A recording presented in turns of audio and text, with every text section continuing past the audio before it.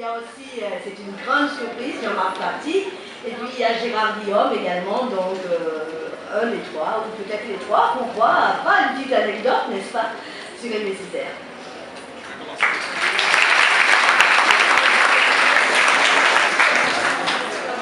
Je vais commencer, bonjour, merci de nous accueillir.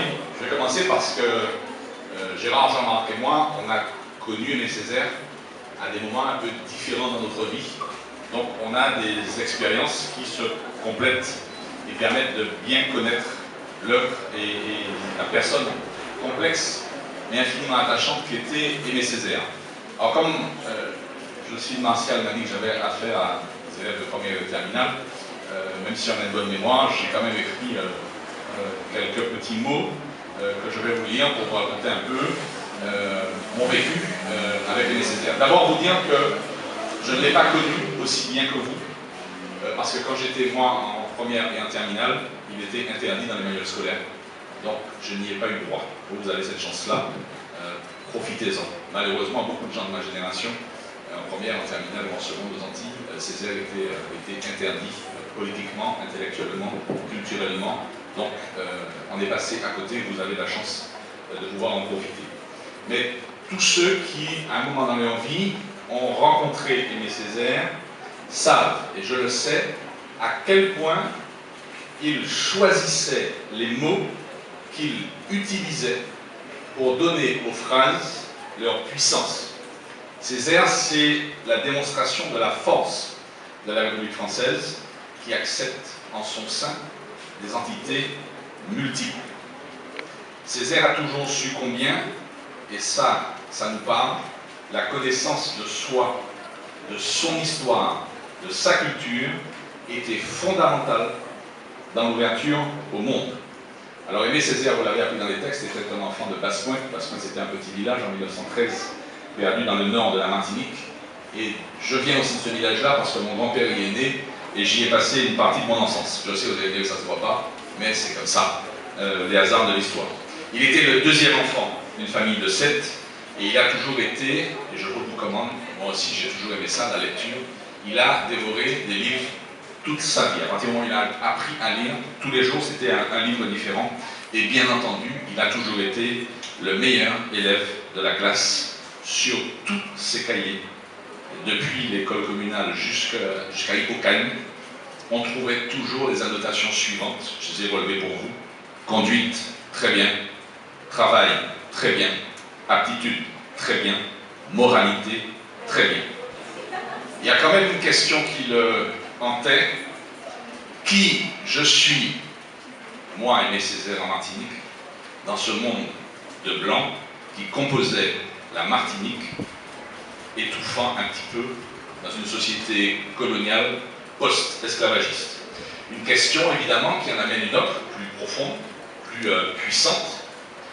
Que dois-je faire et qu'est-il permis d'espérer dans ce monde-là? Alors, vous aussi, ces questions sont d'actualité. Posez-vous ces questions et trouvez au fond de vous les réponses. Lui, à la tyrannie, à l'oppression, il a opposé la poésie. Moi, comme je vous le disais, je suis né un peu trop tard ou un peu trop tôt pour être autorisé à apprendre cette poésie à l'école, mais comme je suis un petit peu provocateur, en première, j'ai osé, j'étais le seul de la classe du lycée terminal, en première, on passait le bac de français en première, à présenter un seul texte d'Aimé Césaire sur la liste des 20 textes, des 20 œuvres françaises qu'on propose au bac. Et j'ai eu la chance aussi d'être interrogé vers midi et demi. Le prof, depuis 8h du matin, toutes les 20 minutes, il faisait passer un élève. Il avait toujours les mêmes 20 textes. Et quand je lui ai mis ma liste sur les yeux avec le texte d'Aimé Césaire tout en bas, j'ai vu son doigt faire ça, 16e, 17e, 18e, 19e, 20e. Il était assis, j'étais debout, et j'ai vu la pupille de son œil se dilater d'un seul coup. Et le doigt a fait ça. Il me dit, vous avez osé mettre du Césaire sur vos textes? Je lui ai dit oui, pourquoi j'ai osé, c'est bien. Il m'a dit ok, vous avez 10 minutes pour préparer.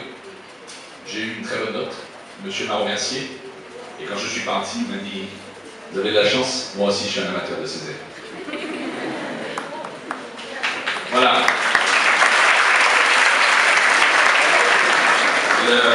Alors, Aimé Césaire, je l'ai aussi rencontré, mais plus dans l'exercice politique de ses fonctions à la mairie de Fort-de-France.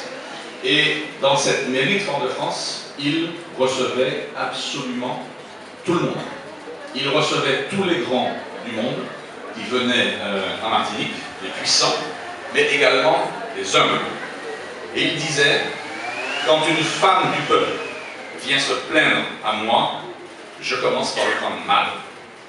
Puis je me dis, il faut la comprendre, et je cherche malgré tout une solution.